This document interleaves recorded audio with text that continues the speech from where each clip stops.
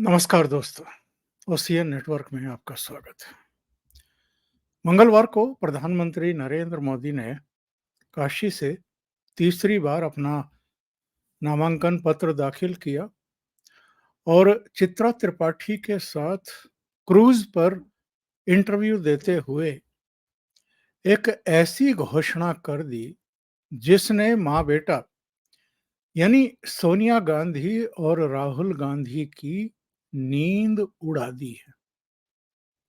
प्रधानमंत्री नरेंद्र मोदी ने कहा कि उत्तर प्रदेश में कांग्रेस का खाता भी नहीं खुलेगा। तो चित्रा त्रिपाठी ने तुरंत लपकार कहा कि रायबरेली से तो राहुल गांधी चुनाव लड़ रहे हैं। उनका कहने का आशय ये था कि राहुल गांधी अगर चुनाव लड़ रहे हैं तो उनकी नरेंद्र मोदी क्या अनदेखी कर रहे हैं। तो प्रधानमंत्री ने कहा कि राहुल गांधी या ये परिवार मीडिया के द्वारा पाला जा रहा है। पता नहीं क्या वजह है कि मीडिया जो है वो उनको कुछ अधिक ही महत्व देता है और उन्होंने कहा कि उत्तर प्रदेश की जो जनता है वो हम पर इस बार और कृपा बरसा रही है और इस बार कांग्रेस का खाता नहीं खुलेगा। इसके बाद एक ऐसा घटनाक्रम हुआ है जिससे ये पता चलता है कि पेट का पानी हिल गया है सोनिया गांधी और राहुल गांधी के। प्रधानमंत्री ने यह भी कहा था कि ये केरल से भाग कर के रायबरेली आए हैं। अमेठी ने तो 2019 में इनको पहचान लिया था और इनको हरा दिया। रायबरेली भी अब समझ चुकी है और वो क्या बात है जिससे ये इंगित होता है कि माँ बेटा की नींद हराम हो गई है, वो भी मैं आपको बताता हूं। लेकिन इससे पहले नरेंद्र मोदी के वो वाक्य सुन लीजिए एक बार, जो उन्होंने एक्चुअल में चित्रा त्रिपाठी से कहे हैं। सुनते हैं। उत्तर प्रदेश तो खैर हमें भरपूर आशीर्वाद देगा ही देगा। हाँ। कोई कमी नहीं रहने देगा। कांग्रेस का खाता भी नहीं खुलेगा। यहाँ पे खाता भी नहीं खुलेगा कांग्रेस का खाता भी नहीं खुलेगा। रायबरेली से तो राहुल गांधी मैदान में है। वो मीडिया के लिए बहुत महत्वपूर्ण परिवार है और मीडिया के लोग उस परिवार को बहुत संभाल भी रहे हैं और शायद उनकी कुछ मजबूरियां रही होगी पिछले 7-8 साल में, तो वो संभाले। मुझे उसके लिए कुछ कहना नहीं। मैं तो जमीन का आदमी हूँ, गरीब माँ का बेटा हूँ। और ये भी कह रहे हैं आप 40 सीटों के आसपास रहेगी कांग्रेस, तो क्या दक्षिण भारत से उसका सुपड़ा साफ होने जा रहा है? मतलब राजनीतिक मैं साफ मानता हूँ कि वो वायनाड क्यों छोड़ना पड़ा, क्यों भागना पड़ा। वो पराजय देख चुके हैं और वायनाड से भागने के बाद रायबरेली आने के निर्णय के पहले उन्होंने अपनी भाषा टोन बहुत ही तीखा कर दिया है और अनाप शनाप चीजें बोल रहे हैं। तो केरल ने उनको बहुत सबक सिखा दिया है। केरल शायद उनको पहचान गया है। उत्तर प्रदेश के लोगों ने हमेशा चलो भाई बड़े उदार चरित लोग हैं यहाँ के, तो उन्होंने चलाया। अब वो कहते तुम हमें दगा दे करके भाग गए थे, चलो भाई अमेठी से हार गए, एक बार भी आए थे क्या? मान लीजिए हार गए, एक बार भी आए थे क्या? यहाँ सपा के साथ है वो। ऐसा है, किसके साथ है? वो पहले भी सपा बसपा कांग्रेस तीनों निकल चुके थे। ये दो नौजवान भी पहले रील उतारते थे ट्रक पे चढ़ करके, काली बंडी पर जैकेट पहन करके। लेकिन उत्तर प्रदेश की जनता इन दोनों को पहचान गई है।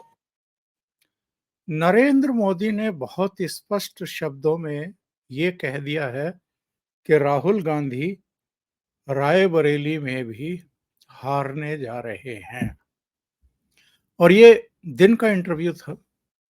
दिन में ही हाईलाइट होना शुरू हो गया था और सोशल मीडिया पर वायरल होना शुरू हो गया था। तो शाम को क्या हुआ? सोनिया गांधी और राहुल गांधी जाहिर है चिंतित हो गए होंगे। और जो ज़मीन की हकीकत है रायबरेली की, उस पर तो मैं भी और कई दूसरे लोग भी अपने पूर्व के प्रोग्राम्स में स्पष्ट कर चुके हैं कि वो अब गांधी नेहरू फैमिली के अनुकूल नहीं रह गया है। अदिति सिंह जो अखिलेश की बेटी थी, वो अब भारतीय जनता पार्टी के साथ हैं। इसके अलावा मनोज पांडे, डॉक्टर मनोज पांडे, वो अब भारतीय जनता पार्टी के साथ हैं, सपा से बागी हो चुके हैं। राकेश प्रताप भी जो है वो अभी का साथ छोड़ चुके हैं इनका। तो वहां पर हालात इनके बिल्कुल अनुकूल नहीं हैं। आप अगर देखें तो प्रियंका गांधी वाड्रा जो वहां की कमान संभाले हुए हैं, वो भावनात्मक मुद्दों को ज्यादा उछाल रही हैं, ये बताने के बजाय कि इनकी मम्मी भी 20 साल तक वहां की सांसद रही हैं। इससे पहले इंदिरा गांधी भी रही हैं। उससे पहले फिरोज गांधी भी 2 बार रहे, 52 और 57 में। कांग्रेस ने रायबरेली के विकास के लिए किया क्या है, ये बताने के लिए इनके पास कुछ नहीं है। अमेठी में भी यही हाल है। अमेठी में राजीव गांधी भी रहे, प्रधानमंत्री भी बने। उससे पहले संजय गांधी भी रहे और राहुल गांधी 2004 के बाद से लगातार अमेठी जीतते आ रहे थे। 2014 तक तो जीते ही हैं, 2019 में आकर के हारे हैं। लेकिन अमेठी में क्या किया, बताने के लिए कुछ नहीं है। प्रियंका गांधी वाड्रा का पिछले दिनों का एक बयान आपने सुना होगा, जिसमें वो कह रही हैं कि भारत की मिट्टी में मेरे पूर्वजों का खून है। कुछ इस तरह की भाषा का इस्तेमाल कर रही हैं, ताकि लोग जो हैं वो उनकी संवेदना इनको मिल जाए, सहानुभूति इनको मिल जाए। अब माँ-बेटा ने क्या किया, 10 जनपथ में सोनिया गांधी के आवास पर राहुल गांधी पहुंचे हुए हैं और वहां पर राजीव गांधी के ऊपर जो पुस्तक है और जो एल्बम है, पुस्तक नुमा एल्बम है वो, जिसमें राइटिंग भी है, यानी उनके बारे में जानकारी भी है और फोटोग्राफ भी है। तो माँ बेटा दोनों उसको बैठ कर के देख रहे हैं, पन्ने पलट रहे हैं। और वो एक 6 मिनट का वीडियो इन्होंने जारी किया है और उसमें ये अमेठी के बारे में भी बात कर रहे हैं, रायबरेली के बारे में भी बात कर रहे हैं। राहुल गांधी कह रहे हैं कि मैं अमेठी में ये लाना चाहता था, मैं रायबरेली के लिए ये करना चाहता था।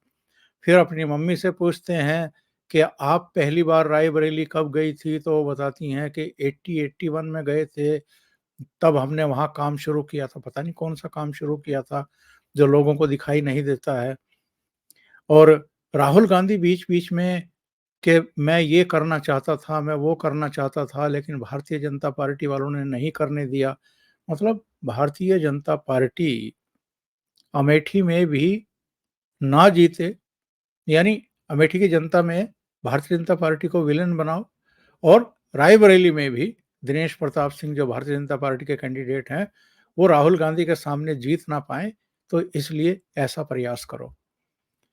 एक तरफ तो नरेंद्र मोदी हैं, जो पसीना बहा रहे हैं, रोड शो भी करते हैं, दिन में 4-4 रैलियां भी करते हैं और एक ही प्रदेश में नहीं करते हैं, अलग-अलग प्रदेशों में कर रहे हैं।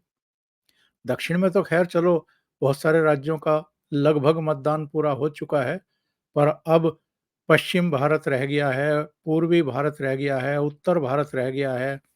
वहाँ वो लगातार रोड शो भी करते हैं। मीडिया के अलग-अलग लोगों को आजकल इंटरव्यू दे रहे हैं, केवल संपादकों को नहीं दे रहे हैं, रिपोर्टर्स को भी दे रहे हैं।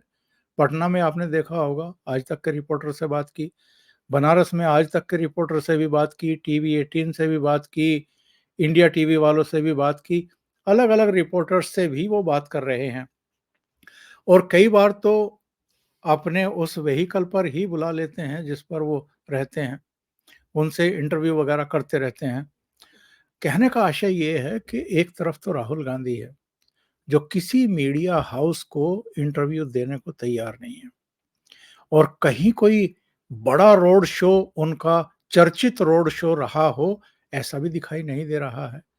उनके जनसभाओं में किस तरह का रिएक्शन भीड़ का होता है या वो किस तरह के मुद्दे उठाते हैं, वो भी चर्चा में नहीं आ रहा है।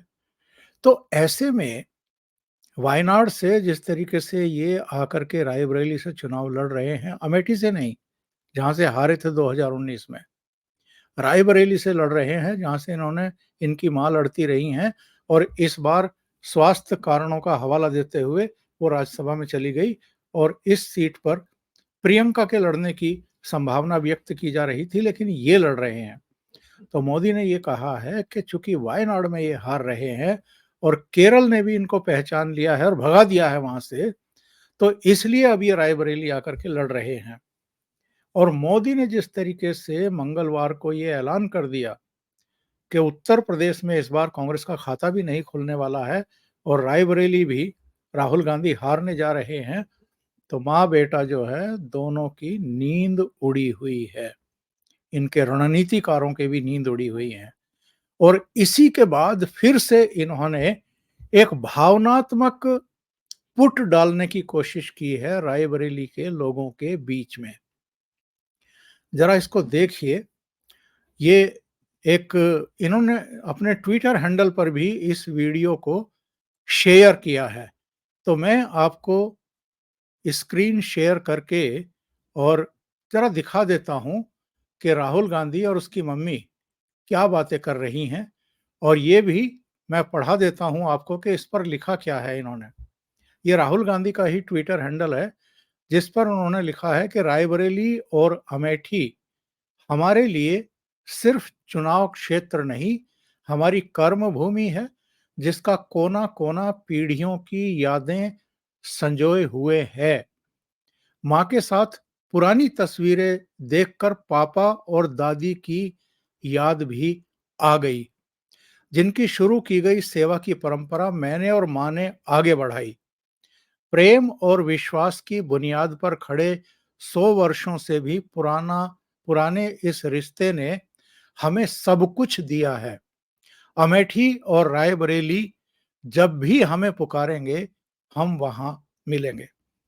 अब आपको प्रधानमंत्री का एक प्रश्न जो उन्होंने चित्रा त्रिपाठी से पूछा था कि चलो आप हार गए, तो क्या आप एक बार भी अमेठी वापस आए? क्या एक बार भी आए? तो इसका जवाब इन लोगों के पास नहीं है। अमेठी से हारने के बाद ये एक तरीके से अमेठी को छोड़ गए। और आपको ये भी याद होगा कि इन्होंने वायनाड में ये कहा था कि दक्षिण के लोग बहुत समझदार हैं, उत्तर के लोगों को तो समझ ही नहीं है।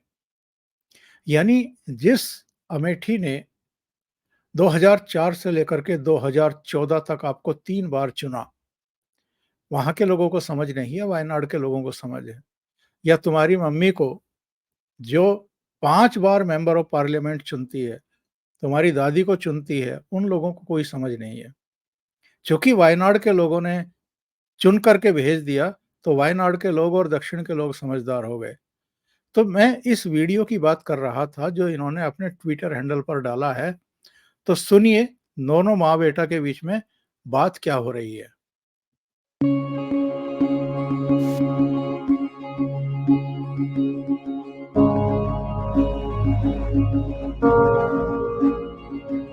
आपको याद होगा शायद ये कार्यकर्ता उस जमाने का, और ये हमेशा पापा जीप में दौरा। ये मुझे याद है, पापा अपने आप चलाते थे। ये भी फोटो है, उस पूरा का पूरा ऊसर जमीन था।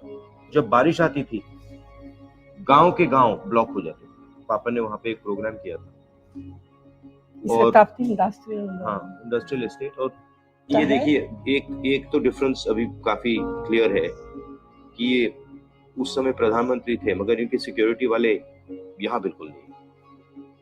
जब मैं 82 में गया था तो ये हालत थी।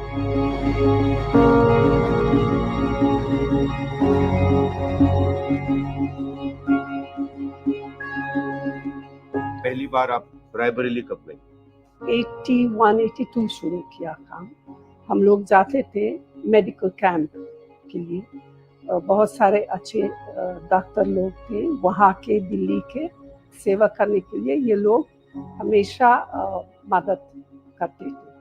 हमारे परिवार का अमेठी रायबरेली से 100 साल का रिश्ता है। 1921 से पंडित जी उनका राजनीतिक जीवन शुरू किया और एक किसान का लीडर था बाबा रामचंद्र, उनको मैसेज भेजा कि चलो मिलेंगे और पंडित जी को अपना दुख बताया। मैं भी जाऊंगा, पंडित जी ने।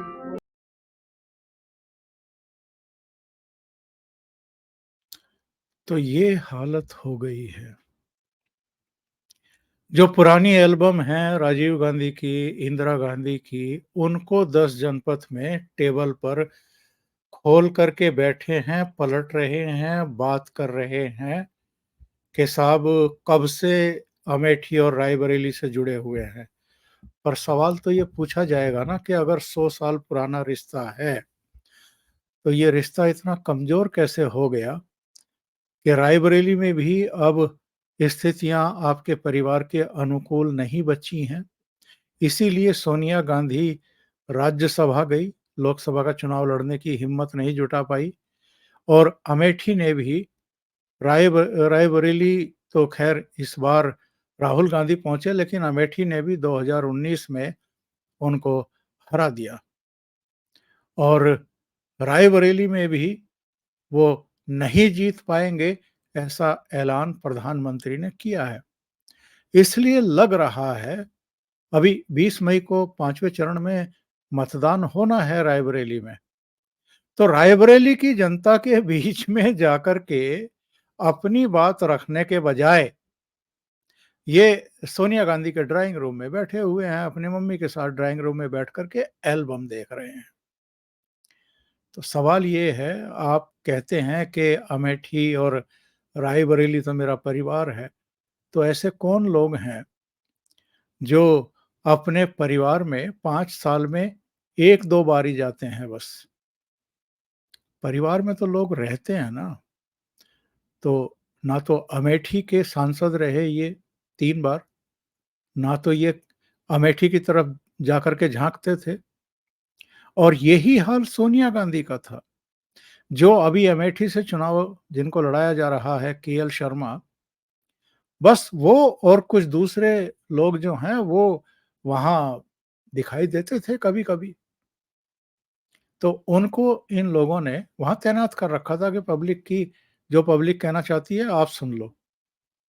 तो अल्टीमेटली तो लोग इसका इनाम आपको देते हैं ना, जब देख लेते हैं कि एक तरफ तो प्रधानमंत्री है जो दिन रात पसीना बहाते हैं, जिन्होंने काशी की काया पलट कर दी है पूरी तरीके से और अब अयोध्या का भी एक तरीके से कायाकल्प कर दिया है, वहां भगवान राम का मंदिर का निर्माण कर दिया है, मथुरा की भी बात कर रहे हैं, दूसरे जो हमारे विरासत के आस्था स्थल केंद्र हैं उनकी भी बात हो रही है, उनका भी विकास हो रहा है। और दूसरी तरफ ये है, ये केवल एल्बम पलट रहे हैं ड्राइंग रूम में बैठ करके। अभी के लिए इतना ही। बहुत बहुत धन्यवाद। अगर आपको ये चैनल और इसके कंटेंट पसंद आ रहे हैं तो लाइक करें, कमेंट करें, वीडियो को शेयर भी करें। अभी तक अगर आपने ये चैनल सब्सक्राइब नहीं किया है तो इसे सब्सक्राइब जरूर कर लें, साथ में लगे बेल आइकॉन को दबाना ना भूलें ताकि आगे आने वाले वीडियो और उनके नोटिफिकेशन आप तक पहुंचते रहें। बहुत बहुत धन्यवाद। नमस्कार।